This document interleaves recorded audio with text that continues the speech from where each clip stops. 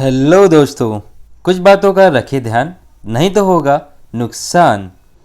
इस वीडियो में हम बात करेंगे कि यदि आप उपयोग करते हैं Paytm, PhonePe, HDFC PayZapp, Google पे, भीम यूपीआई, भीम एसबीआई पे या अन्य मोबाइल बैंकिंग ऐप्स या फिर उनके भीम यूपीआई, तो आपको कुछ बातों की सावधानी रखनी होगी जिसे आप उपयोग करते हुए सुविधा भी ले सकते हैं और नुकसान से भी बच सकते हैं, क्योंकि इन मोबाइल बैंकिंग एप्लीकेशन से हमारी लाइफ बहुत आसान हो गई है। बैंकिंग के सारे काम हम कुछ मिनटों में, कुछ सेकंड्स में बड़ी आसानी से कर सकते हैं और आपको पैसे लेकर चलने की ज़रूरत नहीं होती है। आप कितनी भी बड़ी अमाउंट है, आप बड़ी आसानी से कहीं पर भी पेमेंट कर सकते हैं और रिस्क को कम कर सकते हैं। मगर ये सुविधा कहीं दुविधा न बन जाए, तो इसके लिए आपको कुछ सावधानियां रखनी होगी इन मोबाइल बैंकिंग ऐप्स को यूज़ करने में। तो आइए देखिए वो कौन सी सावधानियां हैं जिसे हमें ध्यान में रखना है, जिससे हम नुकसान से बच सकते हैं। पहली जो चीज़ है वो है कि फ़ोन पर कुछ भी ना बताएं। बहुत सारे फ्रॉड आपको फ़ोन करते रहते हैं, मुझे भी आते हैं, और वो जानकारी पूछते हैं किसी बहाने से कि आपका कार्ड बंद होने वाला है, तो मुझे आप आपका कार्ड नंबर बता दीजिए, आने वाले पासवर्ड या ओटीपी बता दीजिए, और बस आपने ओटीपी बताया कि आपका पेमेंट अकाउंट खाली हो सकता है। तो जब भी ऐसा फ़ोन आए तो फ़ोन नंबर को ध्यान दें। यदि 1800 सीरीज़ है, मतलब वो आईवीआर या कंप्यूटर वाला कॉल है जिस पे आपको कुछ जानकारी दी जा रही है कंपनी या बैंक की तरफ से। वैसे तो कंपनी जो फ़ोन पे है, पेटीएम है, जो कंपनियां हैं, कभी भी आपको कॉल नहीं करती है किसी भी चीज़ के लिए। वो केवल एप्लीकेशन के माध्यम से ही आपसे संपर्क करती है। कुछ भी जानकारी चाहिए तो आपको एप्लीकेशंस में ही वो चीज़ दिखेगी। वैसे फ़ोन या ईमेल वो कुछ भी नहीं करती है। यदि फ़ोन करती है या कोई ईमेल करती भी है तो वो केवल आपको जानकारी देने के लिए करती है। उन जानकारियों को आपको केवल देखना है और पढ़ना है, वहाँ पर भी आपको कुछ रिप्लाई नहीं करना है। सारी चीज़ें करना है तो एप्लीकेशंस के द्वारा ही करना है। जब भी फ़ोन आता है तो आपको केवल जानकारी सुनना है, उन्हें कुछ भी नहीं बताना है, ना कि कोड, ना पेन नंबर, ना आधार नंबर, ना किसी प्रकार की जन्म तारीख या कुछ भी आपको जानकारी नहीं देना है। केवल जानकारी को चुपचाप सुनना है। यदि फ्रॉड कॉल आता है, 1800 वाली कोई सीरीज़ नहीं है, तो आप बिल्कुल फ़ोन को काट दीजिए, उसे सुनिए भी मत और अपना टाइम वेस्ट भी मत कीजिए। दूसरी जो सावधानी है कि किसी भी वेबसाइट पर कार्ड या यूपीआई का उपयोग न करें। किसी भी अनजान वेबसाइट या एप्लीकेशंस पर जो कार्ड है का उपयोग पेमेंट के लिए न करें और न ही यूपीआई कोड या पासवर्ड या अपनी आईडी का यूज़ न करें। जब भी आप कंप्यूटर में या मोबाइल पे किसी वेबसाइट को खोलते हैं जिस पे आपको पेमेंट करना है, तो वहाँ पे शुरू में HTTPS लिखा हुआ देखें। ये जो S है वो उसका मतलब है फॉर सिक्योरिटी। यदि एस लिखा हुआ है मतलब आप सही वेबसाइट पर है, वो सिक्योर वेबसाइट है, मीन्स आप वहाँ पर कार्ड का उपयोग कर सकते हैं जहाँ पे आपको सिक्योरिटी मिलती है। परंतु ध्यान दें कि आप पेमेंट करने से पहले या वेबसाइट खोलते हैं तो उस वेबसाइट का एड्रेस ज़रूर चेक कर लें। शुरू में HTTPS लिखा होना चाहिए और फिर एड्रेस भी आपका सही होना चाहिए, क्योंकि फ्रॉड बिल्कुल ओरिजिनल वेबसाइट से मिलती जुलती वेबसाइट बना लेते हैं और आप गलतफहमी में वहाँ पर अपनी कार्ड डिटेल्स और जानकारी डाल देते हैं, जिससे आपको नुकसान हो सकता है। तो आपको एड्रेस ज़रूर चेक करना है यदि आप कंप्यूटर या मोबाइल एप्लीकेशंस के ब्राउज़र्स में खोलते हैं, और किसी भी फालतू के ऐप्स पर अपनी कोई भी जानकारी न दें, मोबाइल कार्ड की या फिर यूपीआई संबंधी मोबाइल नंबर, जन्म तारीख, कुछ भी जानकारी आप न डालें। यदि आपको करना भी है तो जो प्रचलित या परिचित वेबसाइट्स हैं जैसे कि अमेजन, फ्लिपकार्ट, मंत्रा, वहाँ पर अपनी कार्ड डिटेल्स और यूपीआई की आप जानकारी शेयर कर सकते हैं, डिटेल दे सकते हैं, क्योंकि जो अच्छी वेबसाइट्स हैं वहाँ पर सिक्योरिटी लेवल होते हैं, वहाँ पर डाटा चोरी होने का, जानकारी चोरी होने का डर नहीं होता है, बिल्कुल सुरक्षित होती है। अगली जो सावधानी है ईमेल व मैसेज से संबंधित, कि ईमेल व मैसेज में जो आपको लिंक प्राप्त होती है उस पर क्लिक ना करें। यदि करते भी हैं तो वहाँ पर किसी भी प्रकार की कार्ड या जानकारी को उस पर न डालें। और वैसे भी मेल में, खासकर मेल में बैंकिंग संबंधी कोई भी अनजान आपको ईमेल आता है तो उस पर क्लिक न करें, उसको खोले भी ना, क्योंकि इससे आपकी जानकारी ऑटोमेटिकली चोरी हो सकती है, तो डायरेक्ट उसे डिलीट कर दें। कोई भी गोपनीय जानकारी एसएमएस के द्वारा न भेजें, क्योंकि एसएमएस या मेल के द्वारा भेजने पर वो हैक हो सकती है और आपकी जानकारी चोरी हो सकती है, जिससे आपको नुकसान हो सकता है। तो ईमेल में लिंक को क्लिक ना करें। क्लिक करने पर लिंक पर क्लिक करके ओपन वेबसाइट्स पर किसी भी प्रकार की जानकारी न दें। अनजाने मेल को खोले भी ना, उसे डायरेक्ट डिलीट कर दें। और गोपनीय जो भी चीज़ें हैं, जानकारी है, जो पासवर्ड, पिन, खाता संबंधी जानकारी, उसको एसएमएस के द्वारा बिल्कुल भी ना भेजें, एसएमएस मेल के द्वारा। पांचवी सावधानी है कि बैंकिंग ऐप को अपडेट करते रहें। कंपनी द्वारा, बैंकों द्वारा जो अपने मोबाइल बैंकिंग के जो एप्लीकेशन होते हैं उनको अपडेट करते रहें, क्योंकि जो भी सिक्योरिटी है, जो भी कमियां हैं वो दूर होती रहती है, जिससे जो हैकर्स है वो आसानी से मोबाइल बैंकिंग एप्लीकेशंस को हैक नहीं कर पाते हैं। एप्लीकेशन को नियमित अपडेट करते रहें, या फिर यदि आपको नहीं पता है तो प्ले स्टोर में जो ऑटो अपडेट का ऑप्शन है उसे सेट कर दें, तो सारे एप्लीकेशंस अपने आप अपडेट होते रहेंगे। अगली जो सावधानी है वो पिन और पासवर्ड के बारे में है, कि अपना जो पिन या पासवर्ड है एटीएम का या जो कार्ड्स के हैं उसको 6 महीनों में बदलते रहें, या फिर कहीं बाहर किसी मेले वगैरह में या किसी मार्केट में, अनजाने मार्केट में आप जब कार्ड का यूज़ करते हैं तो पिन या पासवर्ड को ज़रूर बदल लें वापस आने के बाद, क्योंकि हो सकता है कि आप किसी छोटी जगह पे आपने यूज़ किया हो, किसी मेले फेयर्स वगैरह में, तो आपकी कार्ड का क्लोन भी बन सकता है और वो उस समय आपका पिन देख लेगा और उस क्लोन के द्वारा आपका ट्रांजैक्शन कर लेगा। मगर आप पिन बदल लेंगे तो क्लोन के द्वारा भी, मतलब एटीएम का डुप्लीकेट जो बनता है उसको क्लोन कार्ड कहते हैं, उसके द्वारा भी वो पेमेंट नहीं कर पाएगा। और आपकी जो पिन या पासवर्ड है इन्हें कहीं पर भी लिख कर ना रखें और ना ही मोबाइल में कहीं पर सेव करके रखें, क्योंकि इसका आपको नुकसान हो सकता है। इसे बस आप याद रखें।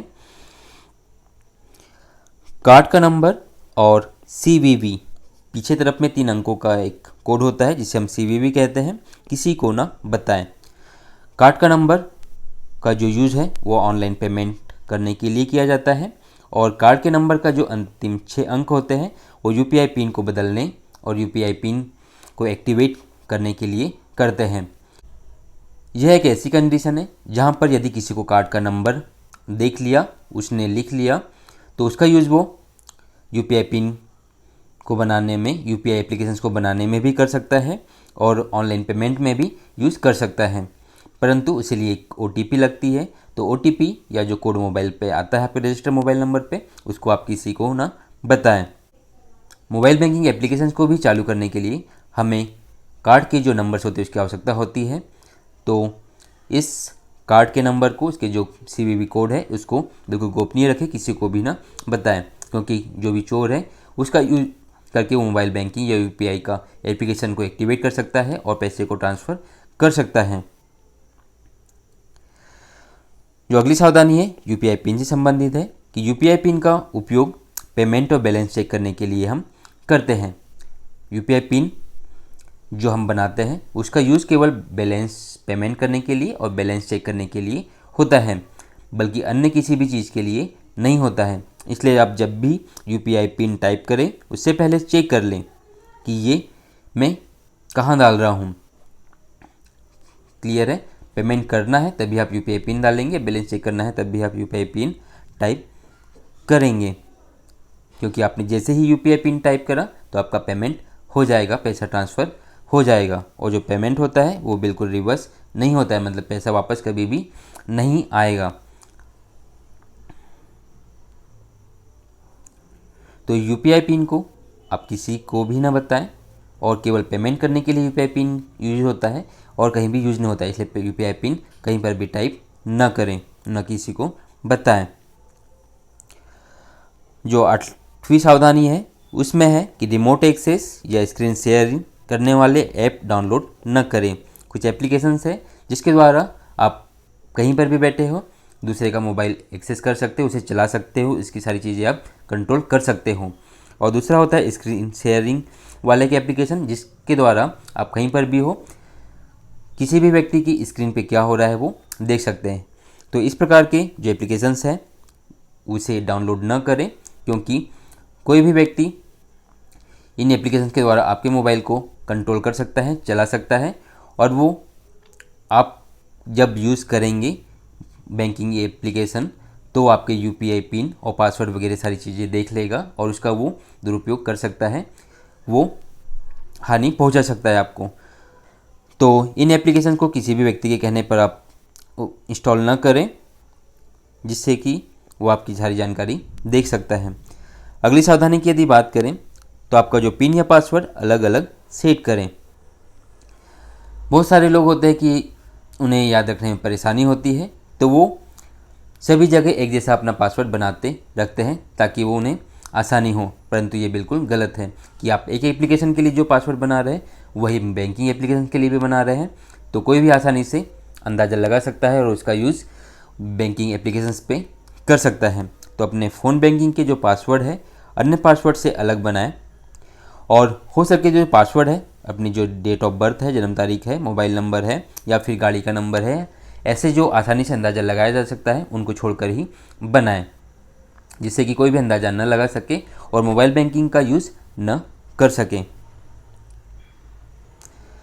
अगली जो सावधानी है कि अपना मोबाइल नंबर या बैंक खाते से रजिस्टर करके रखें, कि अपना मोबाइल नंबर है हमेशा अपडेट रखें, अपने जो बैंक खाते में जो नंबर दिया है वो आपके पास हो, ताकि कोई भी बैंकिंग संबंधी लेन देन हो तो आपको तुरंत एसएमएस से उसकी जानकारी प्राप्त हो सके।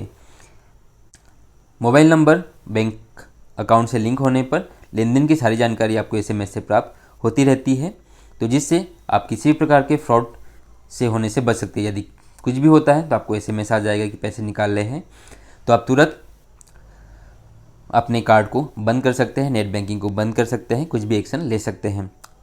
यदि आपका मोबाइल नंबर अकाउंट से रजिस्टर्ड है तो मोबाइल बैंकिंग या यूपीआई पिन रजिस्टर करने के लिए, बदलने के लिए भी आपको मोबाइल पर एक कोड आता है, तो जिसके द्वारा कोई भी दूसरा व्यक्ति बिना कोड के बैंकिंग या यूपीआई पिन चेंज नहीं कर सकता है, एक्टिवेट नहीं कर सकता है कुछ भी, और न ही एटीएम का पिन बदल सकता है।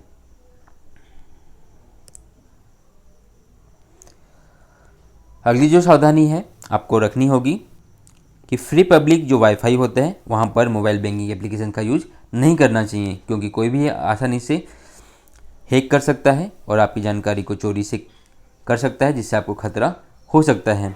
अगली सावधानी है कि यदि नेट बैंकिंग सर्विस आप उपयोग नहीं करते हैं तो इसे बंद करवा दें, क्योंकि अधिकतर लोग मोबाइल बैंकिंग ही यूज़ करते हैं मगर नेट बैंकिंग उन्होंने चालू कर रखी है, तो उसे बंद करवा दें ताकि किसी भी हैकर्स के द्वारा नेट बैंकिंग संबंधी कोई धोखाधड़ी न की जा सके। अगला जो सावधानी है कि जो भी नया एप्लीकेशन आप डाउनलोड करते हैं तब उस समय कुछ सावधानी रखनी है, जैसे कि आपको एप्लीकेशन केवल गूगल प्ले स्टोर से ही डाउनलोड करना है और जो डाउनलोड करने के बाद जो एप्लीकेशन है कुछ परमिशन या कुछ अनुमति मांगता है, तो परमिशन देने से पहले उस परमिशन को ज़रूर पढ़ें कि या इस परमिशन की उसे आवश्यकता है।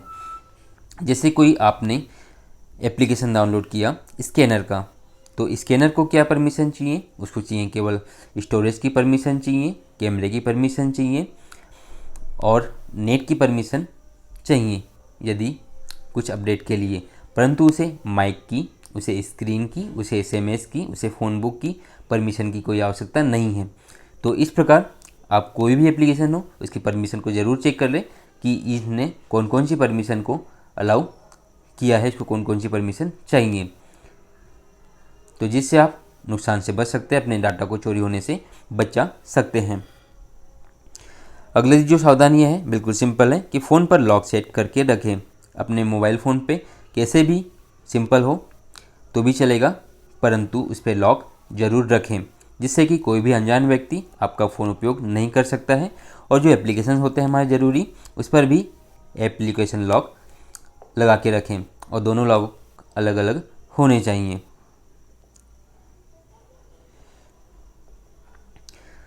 इसमें एक चीज़ और कि आजकल सुविधा के हिसाब से मोबाइल बैंकिंग की जो एप्लीकेशंस है वो फिंगरप्रिंट स्कैनर का यूज़ करने के लिए कहते हैं कि आपको पासवर्ड डालने के बजाय फिंगरप्रिंट वाला लॉक भी आप चालू करवा सकते हैं, परंतु मेरी ओपिनियन के हिसाब से पासवर्ड ज़्यादा सुरक्षित है फिंगरप्रिंट के बजाय, क्योंकि यदि आप सोए हैं या कुछ कर रहे हैं और आपने फिंगरप्रिंट उंगली टच कर ली, आपको सोते समय किसी ने लॉक चालू कर लिया, तो आपको नुकसान हो सकता है। आखिरी सावधानी जो सबसे महत्वपूर्ण है कि किसी भी धोखाधड़ी या कोई भी पैसा निकल गया हो, आपके खाते से ट्रांसफ़र हो गया हो, तो उसकी शिकायत तुरंत ही हेल्पलाइन नंबर जो होता है कार्ड का उस पर करें और अपना तुरंत एटीएम बंद करवा दें, अपने कार्ड्स बंद करवा दें, नेट बैंकिंग को बंद करवा दें और तुरंत हेल्पलाइन नंबर पर आप जानकारी दे दें, जिससे आपको और अधिक नुकसान ना हो। और जो भी चीज़ें होती है, यदि आपकी गलती से नहीं हुआ हो तो आपको उसका भुगतान भी बैंक के द्वारा मिल जाएगा। तो वीडियो थोड़ा लंबा है, मगर आपने इसे सुना आपकी भलाई के लिए, तो इसके लिए आपको धन्यवाद। यदि आप इसी प्रकार की वीडियो देखना चाहते हैं तो यहाँ क्लिक करके चैनल को सब्सक्राइब करें, बनने वाली बेल बटन को क्लिक करें, ऑल पर क्लिक करें, जिससे आपको आने वाले नए वीडियो नोटिफिकेशन के साथ मिलते रहेंगे और आप सीखते रहेंगे। यदि वीडियो अच्छा लगा हो तो यहाँ क्लिक करके लाइक करें, इस बटन पर क्लिक करके दोस्तों के साथ शेयर करें, आप भी सीखें, सभी सीखें। Thank you for watching.